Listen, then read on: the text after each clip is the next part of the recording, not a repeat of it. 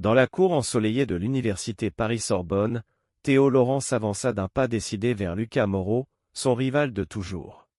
« Lucas, je t'aime depuis le premier jour où je t'ai haï », lança-t-il d'une voix qui porta jusqu'au dernier rang des étudiants rassemblés pour la pause déjeuner. Le silence s'abattit sur le campus comme une vague glacée, des centaines de regards figés sur les deux jeunes hommes de 21 et 22 ans.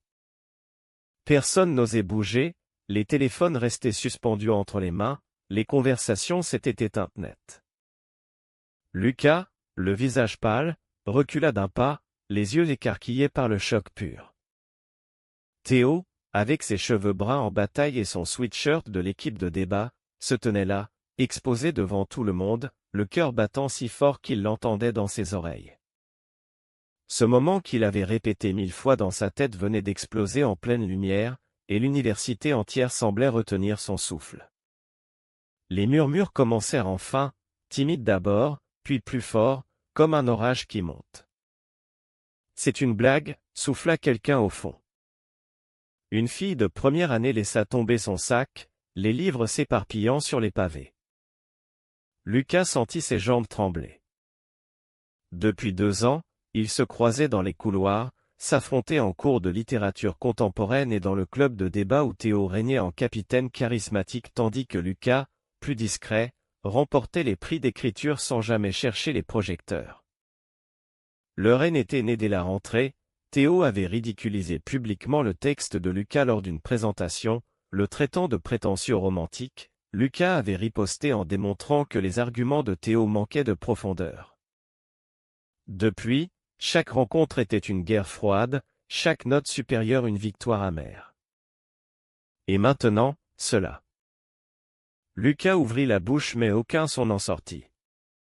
Théo le regardait toujours, les yeux brillants d'une vulnérabilité que personne ne lui avait jamais vue. Les amis de Théo, regroupés près du banc habituel, échangeaient des regards incrédules.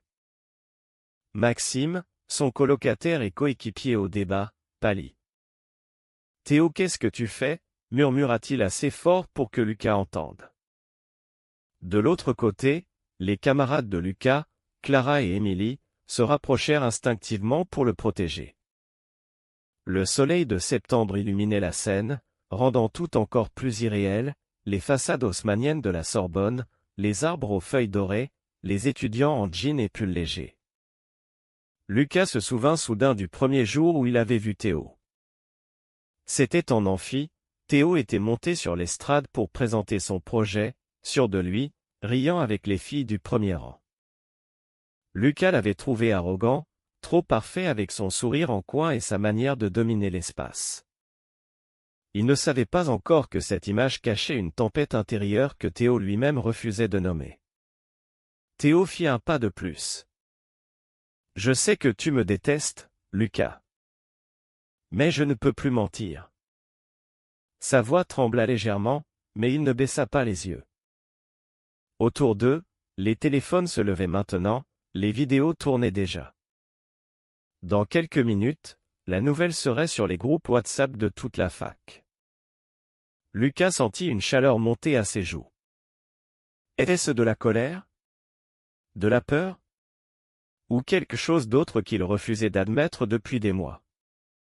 Il se revit dans sa chambre d'étudiant, relisant les notes prises en secret sur Théo, essayant de comprendre pourquoi ce rival occupait tant ses pensées.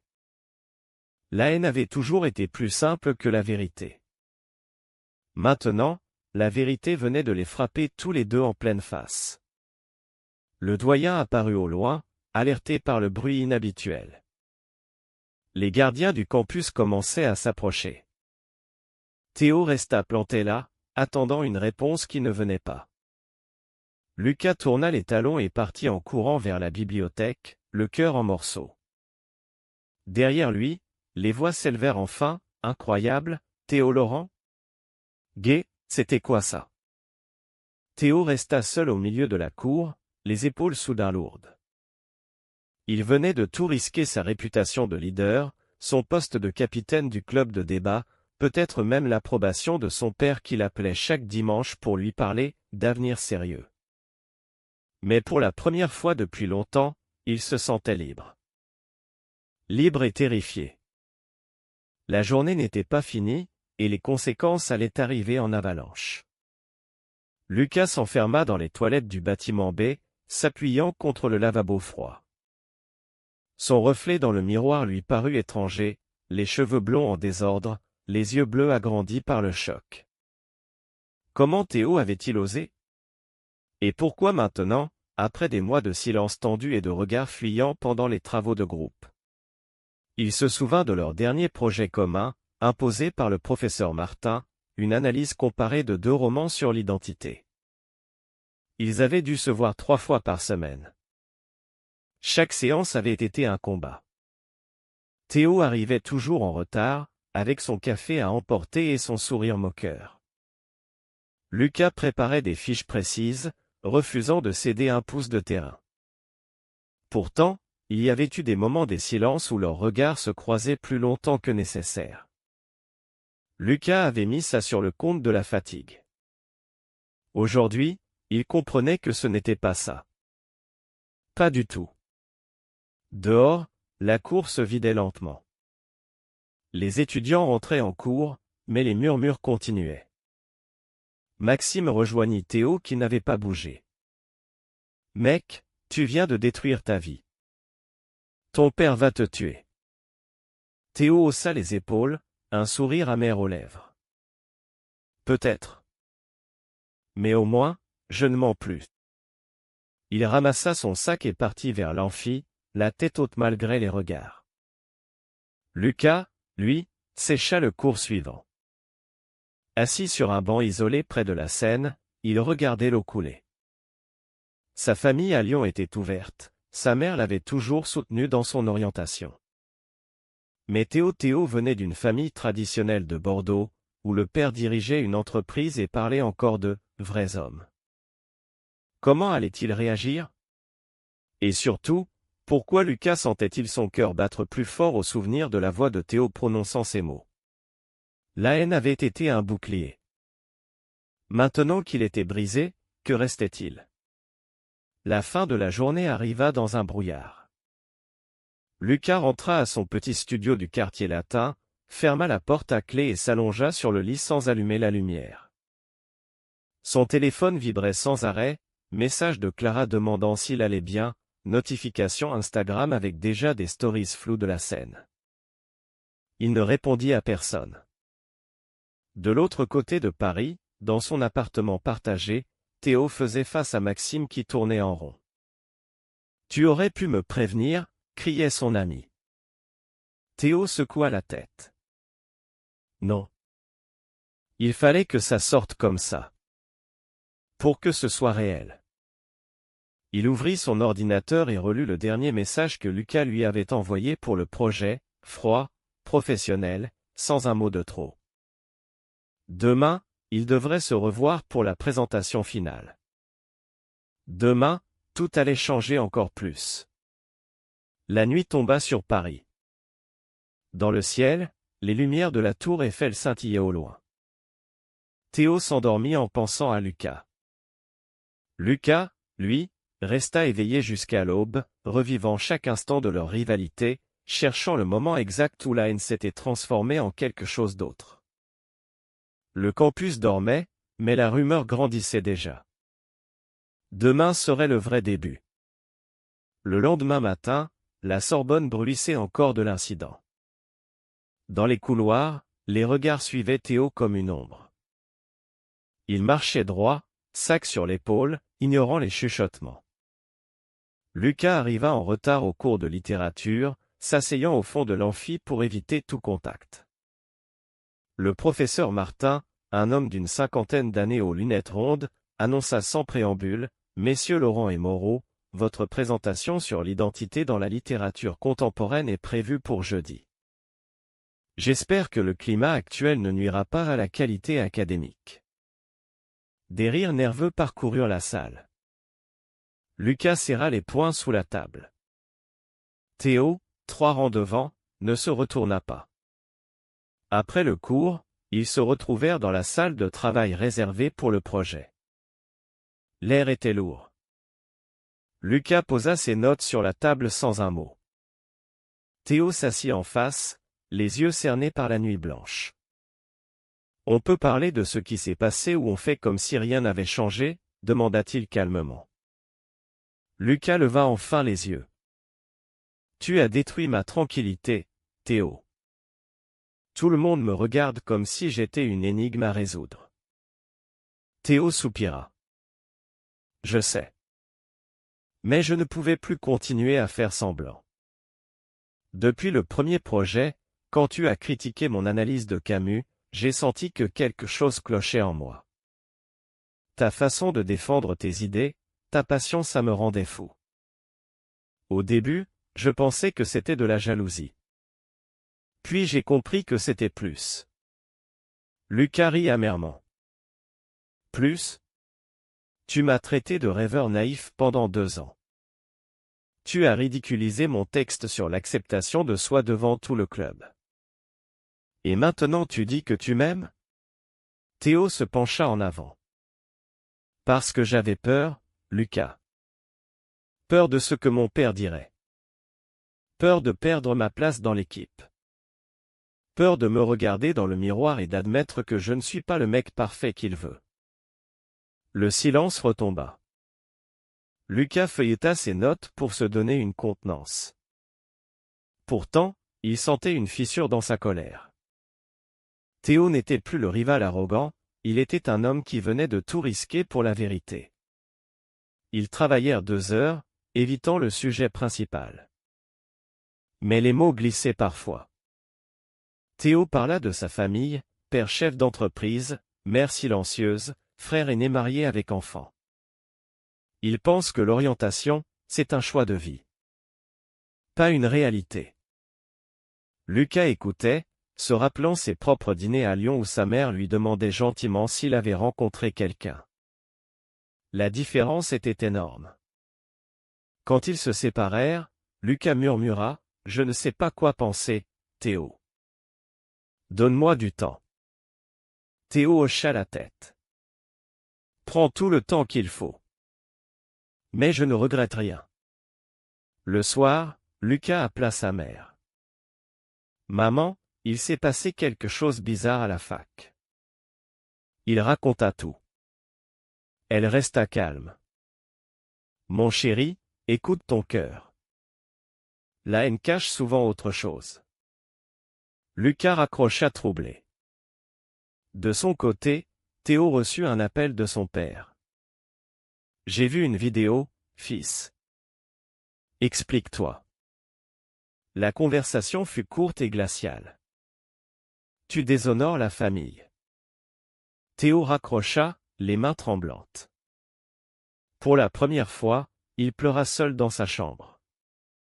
Les jours suivants, le projet avançait malgré tout. Ils se voyaient tous les soirs. Les disputes diminuèrent, remplacées par des questions sincères. Lucas découvrit que Théo écrivait en secret des poèmes qu'il n'osait pas montrer. Théo apprit que Lucas avait perdu son grand frère dans un accident à 15 ans, et que l'écriture était sa façon de survivre. La haine fondait lentement, laissant place à une curiosité nouvelle.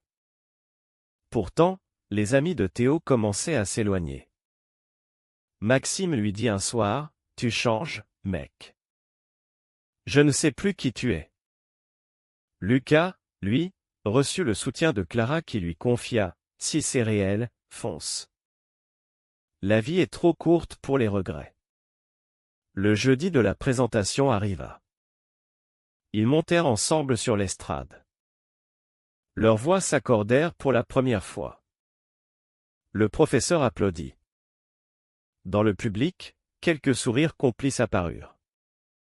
Mais dehors, une rumeur plus sombre circulait, un ancien ami de Théo avait posté une vieille photo truquée pour le ridiculiser. Le coup bas arrivait. Lucas vit la publication en sortant de l'amphi. Son sang se glaça. La guerre n'était pas finie. La photo truquée fit le tour du campus en moins d'1 heure. On y voyait Théo, visiblement ivre lors d'une soirée étudiante de l'année précédente, entouré de garçons en train de danser. Le commentaire disait, le capitaine du débat qui joue les hétéros drôles de comédie. Théo lut le poste assis sur les marches de la bibliothèque, Lucas à ses côtés. C'est faux, murmura Théo. J'étais juste content ce soir-là. Mais personne ne croira. Lucas sentit la colère monter. Qui a fait ça? Théo haussa les épaules. Probablement Julien, mon ex-meilleur ami. Il n'a jamais accepté que je sois différent. Ce soir-là, ils marchèrent le long de la Seine pour la première fois hors du cadre du projet. Paris scintillait, les bateaux-mouches passaient lentement. Lucas parla de son identité assumée depuis le lycée. J'ai eu de la chance. Ma famille n'a jamais jugé. Toi, tu portes tout seul. Théo s'arrêta près du pont des Arts. J'ai toujours su, au fond. Mais j'ai construit ce personnage, le leader, le sportif du débat, le fils parfait. Quand je t'ai vu arriver en première année avec tes textes sensibles, j'ai eu peur que tu vois à travers moi. Alors j'ai attaqué le premier. Lucas le regarda longuement. Et maintenant? Théo sourit faiblement. Maintenant, je veux apprendre à être moi. Avec toi, si tu veux bien. Le week-end suivant, Lucas invita Théo chez lui pour réviser. Ils cuisinèrent des pâtes carbonara en riant pour la première fois. Théo raconta son enfance à Bordeaux, les matchs de rugby imposés par le père, les silences à table. Lucas parla de son frère disparu, de la culpabilité qui l'avait poussé à écrire. La connexion grandissait, fragile mais réelle. Pourtant, le lundi, la réalité frappa. Le père de Théo débarqua à Paris sans prévenir. Ils se retrouvèrent dans un café près de la fac. « Tu arrêtes ces bêtises, ordonna-t-il. Je coupe les vivres si tu continues. » Théo resta droit. « Alors je trouverai un job. »« Je ne mens plus, papa. » Le père partit furieux. Théo rentra chez lui brisé mais déterminé. Lucas, de son côté, affronta une trahison inattendue. Clara, sa meilleure amie, lui avoua avoir hésité à sortir avec lui avant la confession. « Je pensais que tu étais hétéro refoulé. » Le malentendu fit mal. Lucas se sentit seul un instant. Mais Théo était là, lui envoyant un message simple, « Je suis là si tu veux parler. » Ils se retrouvèrent au jardin du Luxembourg. Sous les arbres, ils parlèrent jusqu'à la nuit. Théo prit la main de Lucas pour la première fois. Ce geste simple changea tout. La haine avait disparu, remplacée par une tendresse prudente. Pourtant, la pression sociale montait. Au club de débat, plusieurs membres démissionnèrent en signe de protestation. Théo perdit son poste de capitaine. Il accepta la défaite sans plainte. « C'est le prix à payer, » dit-il à Lucas. Lucas, lui, reçut une lettre anonyme lui conseillant de « retourner à Lyon ». Ils brûlèrent la lettre ensemble sur le balcon du studio. Chaque épreuve les rapprochait. Le projet final fut rendu avec une note excellente. Le professeur Martin les félicita en privé, « Vous avez grandi. Ça se voit dans vos mots. » La fin du semestre approchait. Théo trouva un petit job dans une librairie du quartier. Lucas l'aida à préparer son CV. Leurs soirées devinrent des rituels, thé, discussions jusqu'à l'aube, silence complice. Mais la famille de Théo ne lâchait pas. Sa mère appela en secret, « Ton père souffre, mais il t'aime. Donne-lui du temps. » Théo raccrocha les larmes aux yeux. Lucas le serra contre lui. Pour la première fois, Théo se laissa aller. « Merci d'exister, Lucas. » Les vacances de Noël arrivèrent comme une pause bienvenue. Lucas rentra à Lyon. Théo resta à Paris, seul dans son appartement. Chaque soir, il s'appelait des heures. Lucas raconta les dîners familiaux chaleureux, les questions discrètes de sa mère sur « ce garçon ». Théo parla de ses longues marches dans Paris désert, de la solitude qui lui pesait moins depuis qu'il savait que Lucas pensait à lui. À son retour en janvier, ils se retrouvèrent à la gare. Le baiser qu'ils échangèrent fut bref, timide, mais chargé de tout ce qu'ils n'osaient pas encore dire. Le nouveau semestre commença avec un nouveau défi, un stage obligatoire pour Théo en entreprise. Le père avait coupé les fonds, Théo devait payer seul son loyer. Lucas lui proposa de partager son studio. En ami, d'abord, précisa-t-il. Théo accepta. Vivre ensemble transforma tout. Les petits gestes quotidiens, préparer le café, laisser des notes sur la table, tissaient une intimité nouvelle. Pourtant, les crises continuaient. Un soir, Julien, l'ancien ami, les croisa dans un bar du Marais. « Alors c'est vrai ? Tu as choisi la facilité » cracha-t-il à Théo. Lucas s'interposa. « La facilité ? Tu ne sais rien de ce qu'il traverse. » La bagarre verbale dégénéra. Théo rentra silencieux. Il était comme un frère. Maintenant, il me voit comme un traître. Lucas organisa une soirée avec ses amis pour montrer à Théo qu'il n'était pas seul. Clara, Émilie et d'autres acceptèrent Théo sans jugement. Pour la première fois, Théo se sentit accepté dans un groupe. Mais la famille frappa à nouveau. Le père envoya une lettre officielle, reviens à Bordeaux ou oublie l'héritage. Théo la lut à Lucas, la voix brisée.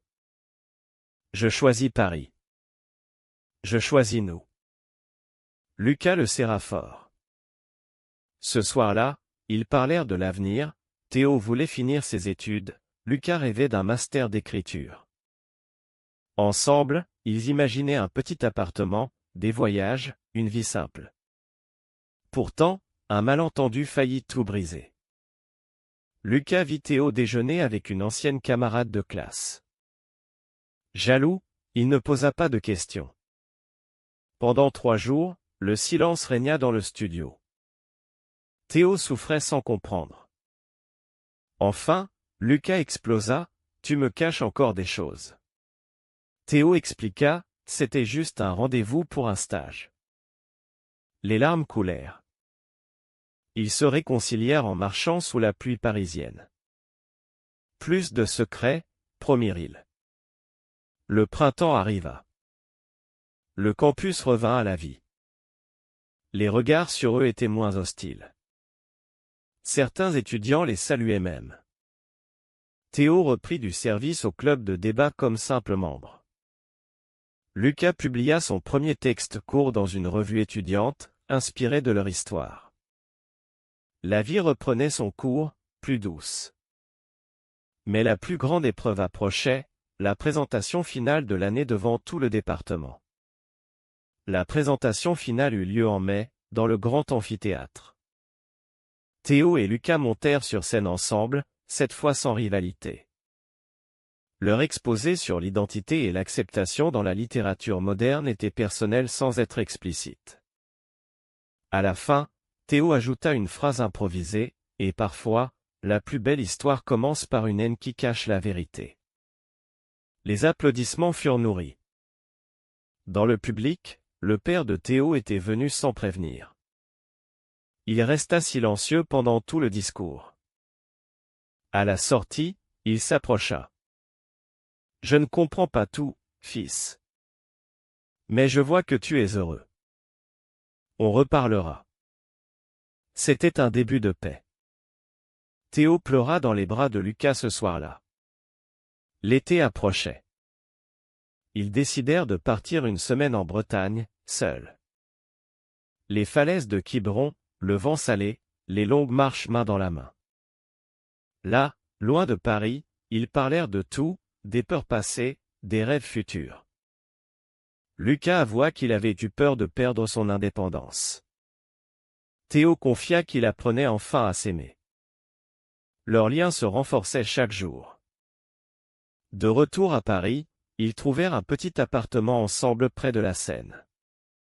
La vie étudiante continuait, mais avec une stabilité nouvelle. Pourtant, une dernière ombre plana. Un article anonyme dans le journal étudiant les accusait d'avoir manipulé le professeur pour leurs notes. L'enquête interne fut rapide, rien de fondé. Mais la tension revint. Lucas faillit abandonner le master. Théo le retint, on a traversé pire. Ensemble. Ils organisèrent une fête pour leurs amis proches. Autour de la table, Maxime revint, s'excusant, « J'ai été con. Je veux te soutenir. » Le cercle se refermait. Le dernier jour de l'année universitaire, dans la même cour où tout avait commencé, Théo et Lucas s'arrêtèrent un instant. Les étudiants passaient, souriant. Plus de regards choqués. Théo prit la main de Lucas. « Merci de m'avoir laissé une chance. » Lucas sourit. « Merci d'avoir eu le courage pour nous deux. » L'été s'installa sur Paris. Théo trouva un stage rémunéré dans une maison d'édition grâce à Lucas qui avait parlé de lui. Lucas commença son master d'écriture créative. Leur journée était remplie de travail, leur soirée de rire et de projets. La famille de Théo envoyait des messages timides, le père avait accepté de discuter lors d'un voyage à Bordeaux. Lucas l'accompagna. Le dîner fut tendu mais honnête. « Je veux que tu sois heureux, fils, » dit enfin le père.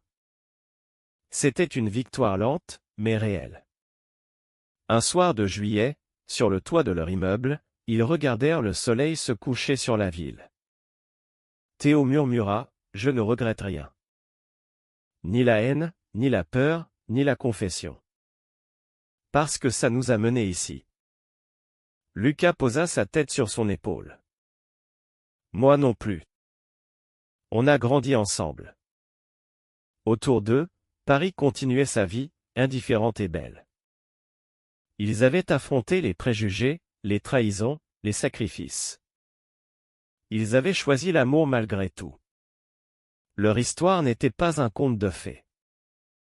Des regards persistaient parfois dans la rue. Des questions restaient ouvertes avec certaines familles. Mais ils avaient appris que la vérité libère, que le courage s'apprend jour après jour. Théo avait découvert sa voie d'écrivain caché. Lucas avait appris à faire confiance. Ensemble, ils étaient plus forts. L'automne suivant, ils reprirent les cours avec une nouvelle assurance. Le campus les connaissait maintenant comme Théo et Lucas, tout simplement. La haine était un souvenir lointain. L'amour, une réalité quotidienne. L'amour peut-il vraiment surmonter tous les préjugés de la société française moderne? Vrai ou faux?